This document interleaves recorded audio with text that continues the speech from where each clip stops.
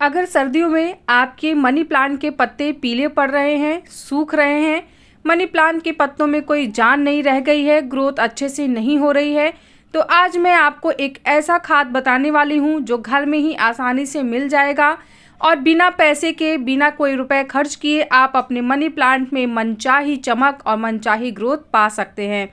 तो वो कौन सी खाद है, उसको किस तरीके से इस्तेमाल करना है, इन सभी चीज़ों की जानकारी आज मैं इस वीडियो में आपको देने वाली हूँ। तो चलिए फिर देर ना करते हुए वीडियो को स्टार्ट करते हैं।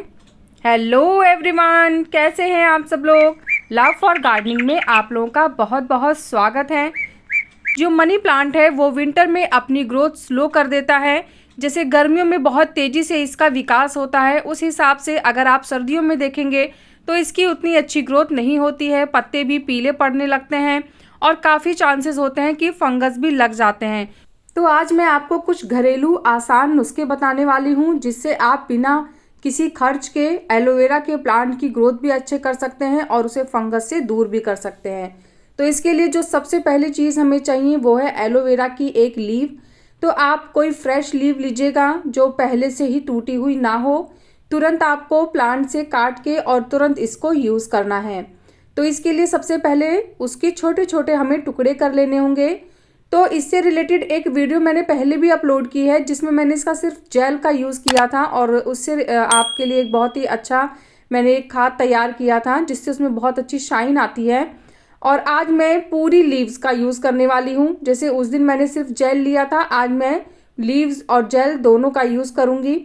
तो उसके लिए सबसे पहले टुकड़े छोटे छोटे कर लेने हैं क्योंकि हम इसे मिक्सर में ग्राइंड करने वाले हैं। एक बहुत ही बारीक इसका लिक्विड बनाएंगे और फिर उसके बाद इसका हम इस्तेमाल करेंगे। ये देखिए फ्रेश जेल है, कोई प्रॉब्लम, कोई इंसेक्ट वगैरह नहीं है, इसमें कोई धब्बे भी नहीं है।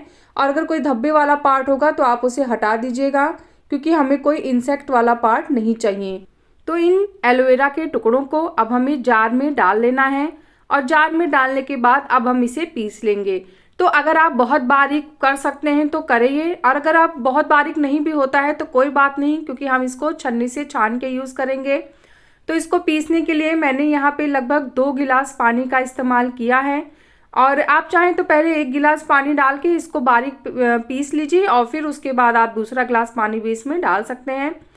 तो जैसे कि मैंने आपको दिखाया यहाँ पे, और अब हम इसको छान लेंगे और छानने के बाद अगर आप चाहें तो इसी समय इसमें 1 गिलास पानी और ऐड कर सकते हैं और या फिर अभी मैं जैसे आपको बताऊंगी आप उस तरीके से भी इसका इस्तेमाल कर सकते हैं। तो जैसे यहाँ पे देखिए मैंने 1 गिलास एलोवेरा का ये पानी ले लिया है। इसको हमें रखने की ज़रूरत नहीं है, डायरेक्ट आप इसको बारीक पीस के और उसके बाद तुरंत आप इसको प्लांट में यूज़ कर सकते हैं। एलोवेरा में बहुत सी ऐसी चीज़ें होती हैं जिससे हमारे पौधे में बहुत अच्छी ग्रोथ होगी। इससे हमारे पौधों के पत्तों में चमक भी आएगी और अगर पत्ते सूख रहे हैं तो वो सूखना भी बंद हो जाएंगे। तो आप इसे इंडोर प्लांट्स में भी दे सकते हैं और अगर आउटडोर कोई प्लांट है तो उसको भी दे सकते हैं। खाली ऐसा नहीं कि आप सिर्फ मनी प्लांट को ही इसे दे सकते हैं। तो देखिए मैंने इसमें पानी मिक्स नहीं किया है, मैंने इसे डायरेक्ट सॉइल में डाल दिया है। लेकिन अब इसके बाद मैं इसमें 1 गिलास पानी और डालूंगी जो कि नॉर्मल टैप वाटर होगा। तो अगर आप चाहें तो इस 1 गिलास एलोवेरा के पानी में आप 1 गिलास नॉर्मल पानी मिक्स करके डाल सकते हैं और नहीं तो आप इस तरीके से भी दीजिए जैसे मैंने दिया है। मैंने पहले एलोवेरा वाला पानी दिया है, उसके बाद फिर 1 गिलास नॉर्मल पानी डाल दिया है। क्या होता है ना कि बहुत थिक होता है वो, तो इसलिए आपको 1 गिलास पानी एक्स्ट्रा देना होगा जो नॉर्मल रहेगा। अब इसे प्लांट पे कैसे स्प्रे करना है उससे देख लेते हैं। तो यहाँ पे मैंने आधा गिलास वो एलोवेरा का पानी लिया है, छन्नी से छान लिया था मैंने। फिर उसके बाद मैंने इसमें 2 लीटर पानी और ऐड कर लिया है और अब मैं इसको प्लांट में अच्छे से डाल दूंगी। एक तरीके से हमें पूरे प्लांट पे नहला देना है इस पानी से प्लांट को। तो इससे क्या होगा कि हमारे जो पत्ते हैं उसमें बहुत ही सुंदर चमक आ जाएगी और पौधे जो बेजान से लग रहे थे, जो पत्तियों में कोई जान नहीं थी, मुरझाए से थे, वो भी एकदम तरोताज़ा हो जाएंगे। तो आपको जो मिट्टी में देना है ये पानी तो वो आप महीने में 1 बार दे सकते हैं और अगर आप पत्ते पे डालना चाहते हैं जैसे कि इस समय मैं डाल रही हूँ तो ये चीज़ आप 15 दिन में 1 बार कर सकते हैं। आप इस लिक्विड को मॉज स्टिक में मत डालिएगा, सिर्फ पत्तों पे ही स्प्रे करिए। थोड़ा बहुत जैसे जा रहा है तो कोई बात नहीं, लेकिन ज़्यादा ऐसा ना करिएगा कि सिर्फ मॉज स्टिक पे ही आप डालें। अगर आप प्लांट को देना चाहते हैं तो आप सॉइल में दीजिए, और अगर आप लीव्स को शाइनी बनाना चाहते हैं तो उस पर लीव पे ही स्प्रे करिए। तो मॉज स्टिक पे इस पानी को मत डालिएगा। इससे देखिए प्लांट की ग्रोथ भी अच्छी होगी। ठंडियों में जो प्लांट मुरझाए बेजान से रहते हैं वो भी ठीक हो जाएगा।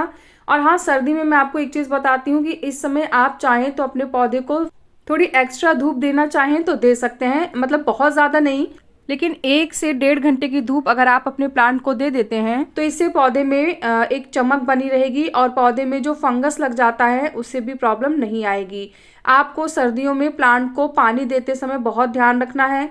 सॉइल एकदम ड्राई जब हो जाए ऊपर की तभी आप इसे पानी दीजिए, अदरवाइज पानी मत दीजिएगा, नहीं तो पत्ते सूख सूख के झड़ जाएंगे ओवर वाटर से, और फंगस भी लग सकता है।